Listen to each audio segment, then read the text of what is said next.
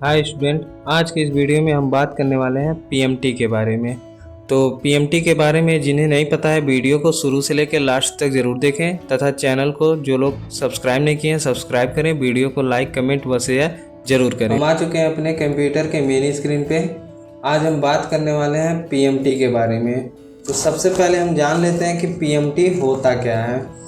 तो PMT per month tax, PMT का पूरा नाम पर मंथ टैक्स होता है। पीएमटी में देखिए ये होता है कि जैसे जब हम किसी बैंक से लोन लेते हैं तो बैंक हर महीने किस्त लेती है, हर महीने ब्याज के साथ किस्त लेती है। तो उसी को निकाला जाता है कि जैसे मान लीजिए 5 लाख का हमने लोन लिया और 11% के रेट से बैंक जो है हमारी 11% ब्याज ले रही है, ठीक। और मान लीजिए हम 5 साल के लिए लोन ले रहे हैं, तो हम हर महीने कितने रुपए का किस्त जमा करेंगे इसी को निकाला जाता है, ठीक। तो बैंक का कुछ थोड़ा सा अलग रूल हो जाता है, जैसे उनका एडिशनल चार्ज वगैरह लग जाता है। तो इसमें एडिशनल चार्ज से संबंधित नहीं है, इसमें केवल परसेंटेज के रूप में निकाला जाता है कि नियर अबाउट आपका ईएमआई पर मंथ कितने का आएगा। तो चलिए उसको सबसे पहले हम देख लेते हैं। तो एक चार्ट बनाते हैं हम। चार्ट में हम लिखे हैं सीरियल नंबर। हम 2-3 बैंकों का एक साथ वर्क करेंगे। यहाँ लिखेंगे हम बैंक नेम, ठीक। यहाँ हम टाइप करते हैं रेट, ठीक। हम देते हैं नेट पीरियड,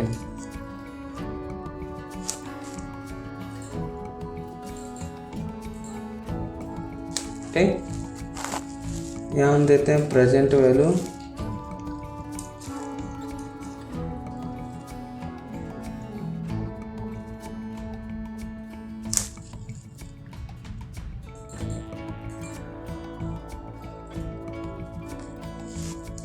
और यहाँ हम लिखते हैं पीएमटी, ठीक। तो हमारा चार्ट हो गया है। यहाँ पे हम एक हेडिंग दे दिए जैसे serial number, bank name, rate, net period, PM present value और पीएमटी।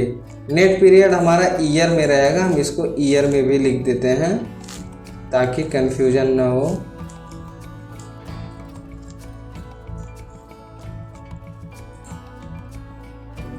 और रेट भी जो लगता है वो क्या किस पे लगता है, ईयर में लगता है। चलिए इसको भी हम ईयर लिख देते हैं, ठीक। अब यहाँ सीरियल नंबर में मान लीजिए हम 1 लिख दिए, 2, 3, ठीक। यहाँ बैंक नेम लिख दिए, चलिए एसबीआई हो गया, पीएनबी हो गया, एचडीएफसी हो गया, बैंक ऑफ बड़ौदा हो गया, ठीक। बैंक ऑफ इंडिया हो गया, ठीक। बहुत से ऐसे बैंक का नेम है, ठीक।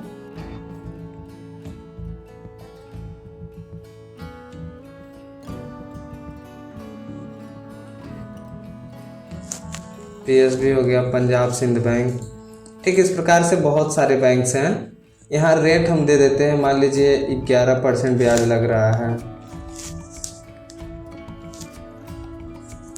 तो किसी बैंक में 12% लग रहा है, कहीं पे 11.5% ब्याज है, ठीक। और मान लीजिए कुछ बैंक का 13% ब्याज है,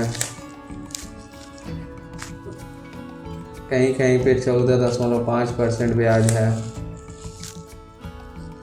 यहाँ मान लीजिए 12% ब्याज है, ठीक। अब नेट पीरियड मान लीजिए 5 साल के लिए लिया जा रहा है, 6 साल का हो गया, 4 साल हो गया, 8 साल हो गया, 10 साल हो गया, 7 साल हो गया, इस प्रकार से लोन ले रहा है। अब यहाँ पे अमाउंट हम रख देते हैं जैसे 5,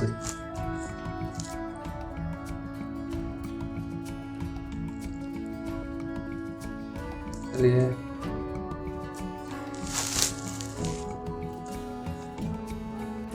और यहाँ पे 6 लाख कर दिया जाता है।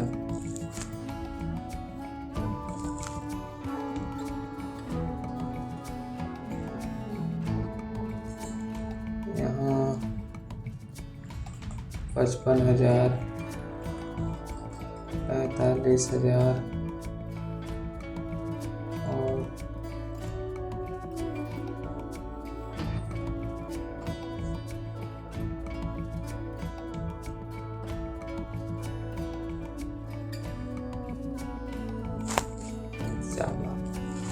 ठीक। तो लगभग हम एक चार्ट बना लिए हैं, इस चार्ट को हम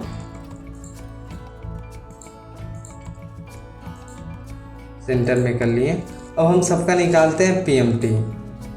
पीएमटी के लिए हम फार्मूला टाइप करते हैं बराबर पीएमटी, ब्रैकेट लगाएंगे। यहाँ क्या मांग रहा है? रेट मांग रहा है। रेट हमारा क्या है? 11%। ठीक, 11% हम लिखे यानी C2 भागा 12। ये 12 से भाग क्यों दिया जा रहा है? सबसे मुख्य चीज़ ये है कि देखिए, जब हम कोई लोन देते हैं तो वो हर महीने किस्त जमा करते हैं, यानी कि जब हम किसी बैंक से या किसी भी जगह से लोन लेते हैं तो हमें किस्त हर महीने देना होता है, ना कि सत्र में देना होता है। पर हमारा जो ये ब्याज लग रहा है वो ब्याज सत्र के लिए लग रहा है, यानी पूरे 1 साल के लिए लग रहा है। तो अगर ब्याज 1 साल के लिए लग रहा है तो उसको हम 12 से भाग दे करके महीने में कन्वर्ट करेंगे, फिर कामा देंगे। अब क्या मांग रहा है? NPER। NPER का मतलब नेट पीरियड। नेट पीरियड का सेल एड्रेस क्या है? D2 है। ठीक, इसमें गुणा करेंगे 12 से। रीजन, क्योंकि 5 साल के लिए हम लोन ले रहे हैं। अगर हम 5 साल के लिए लोन ले रहे हैं तो कुल कितना हुआ? हर महीने हमको किस्त देना है, यानी कि 60 महीने तक किस्त देंगे। तो अगर हम 12 से गुणा कर देते हैं तो हमारा महीने में कन्वर्ट हो जाता है। फिर कामा, अब ये दिया हुआ पीवी। पीवी का मतलब प्रेजेंट वैल्यू। प्रेजेंट वैल्यू वह होता है कि जो हम बैंक से लोन ले रहे हैं, जैसे 50,000 लोन ले रहे हैं कि 5 लाख लोन ले रहे हैं, तो जितना भी लोन लेते हैं बैंक आपको जो पैसा देती है वही आपकी प्रेजेंट वैल्यू होती है। ठीक, तो इसका सेल एड्रेस हम लिख देंगे, ब्रैकेट क्लोज करेंगे और इंटर प्रेस करेंगे। तो यहाँ पे लगभग पर मंथ टैक्स कितना आ रहा है?